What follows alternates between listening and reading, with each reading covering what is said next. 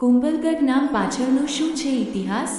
જાણો આખી વાર્તા। કુંભલગઢ કિલ્લો, જેને ભારતની મહાન દિવાલ તરીકે ઓળખવામાં આવે છે, રાજસ્થાનના રાજસમંદ જિલ્લામાં અરવલ્લી પર્વતમાળાની પશ્ચિમ શ્રેણીમાં આવેલો છે। આ ગઢ રાજસમંદ શહેરથી અંદાજે 48 કિલોમીટર અને ઉદયપુરથી 84 કિલોમીટર દૂર સ્થિત છે।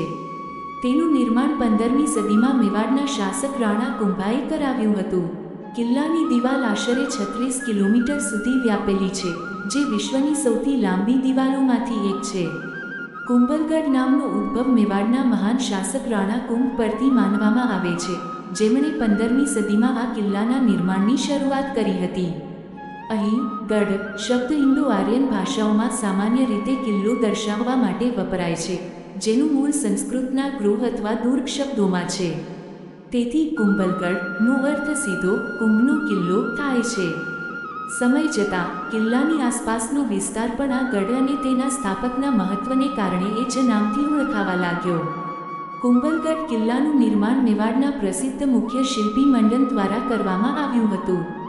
કુંભલગઢના શિલાલેખોમાંથી જાણવા મળે છે કે રાણા કુંભાએ સ.1448માં આ ગઢના બાંધકામનો હુકમ આપ્યો હતો। આ કિલ્લો તેમની બીજી પ્રિય રાજધાની તરીકે ઓળખાતો હતો। રાણા કુંભાના શાસનકાળમાં મેવાડનું રાજ્ય રણથંભોરથી લઈને ગ્વાલિયર સુધી વ્યાપેલું હતું, જેમાં આજના મધ્યપ્રદેશ અને રાજસ્થાનનો વિશાળ વિસ્તાર આવરી લેવાયો હતો।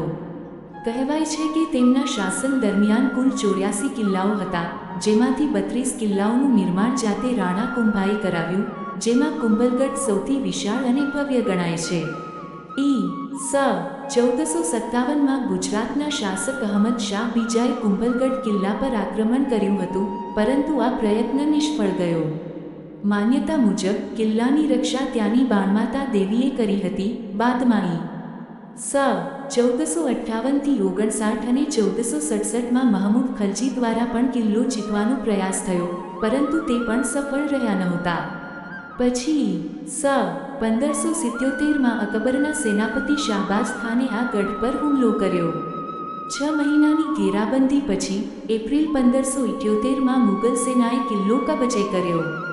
તેમ છતાં ઈ.સ.1583માં મહારાણા પ્રતાપે ફરીથી આ કિલ્લાને પોતાના કાબૂમાં લીધો।